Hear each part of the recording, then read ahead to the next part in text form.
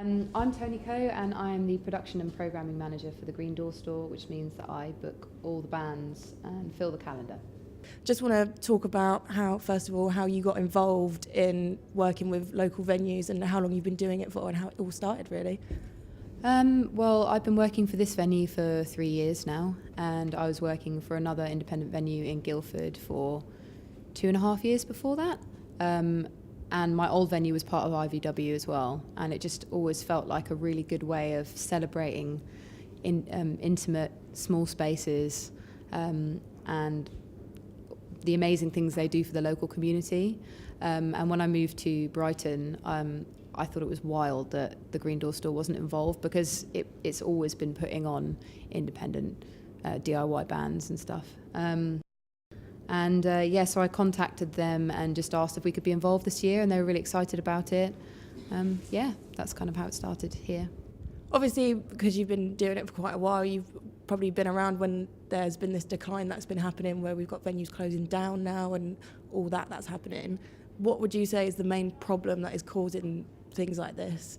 But there's like a multitude of silly reasons why live music venues are having to close all the time. You know, it's rising business rates, it's noise issues, it's the drive for property development, it's business rates being too expensive. There's so many reasons why. And the most infuriating thing is that I just don't think that we are recognised by our local councils for being cultural hubs for alternative communities. You know, when you look at kind of like opera and classical music, like those are the kinds of things that are funded by the Arts Council and funded by the local councils. And no one really appreciates all the good work that live music venues do. And you know, we are spaces for vulnerable people, for diverse groups of people to come together and experience performance and experience like artistic expression. I'm rambling, but you know.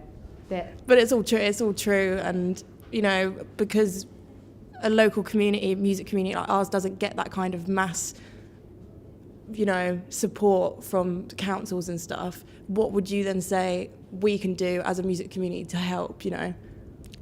Well, yeah, I think that we hold massive power, and we really can take action by just going and supporting our local venues. Like, go buy tickets to local gigs, stop going into London, stop buying tickets to the O2 and Wembley and, you know, the Dome in Brighton, but, you know, like, they are funded by the council. They don't have anything to worry about. It's the small independent venues that are the ones that are suffering. You know, we're the ones on smaller wages that are, you know, are paying out of our own pockets to make shows happen. So buy tickets to the small spaces, and, you know, that will help in itself, even with no assistance from the council or from the government. You know, you can do so much on your own. Obviously, as well as, you know, there being stuff happening with venues closing, there's also exciting things happening. I know you guys recently, the team at Green Door, opened up a smaller venue nearby. Do you want to talk about that and what's kind of happening with the new venue that's opening? Yeah, sure. Like, we're really stupid, you know. We're just like, got no money, let's go for another space. But it's cool because it's a smaller space, but it's given an opportunity to put on stuff that's more like acoustic, spoken word, soul. It's a much smaller space, so it's about 60 cap room, and the stage is only really big enough for maybe like 2 people. But this space doesn't really lend itself well to like acoustic, because it's a concrete room, and, you know, it's almost like it's been made for punk and rock and metal and thrashy music.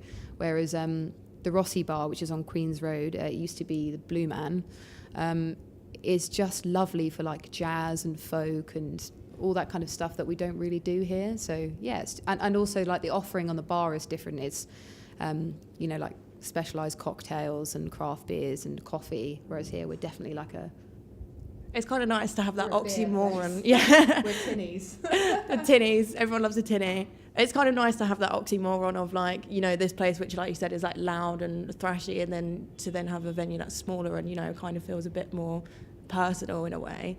But what would you say are kind of 3 main things for running a successful music venue?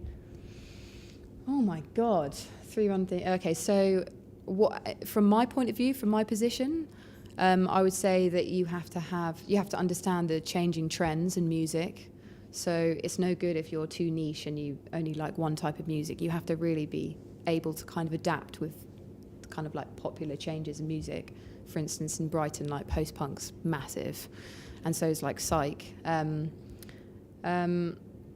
And I guess you have to work to shoestring budgets, and be nice and ask lots of favours of people, which I've got good at over the years.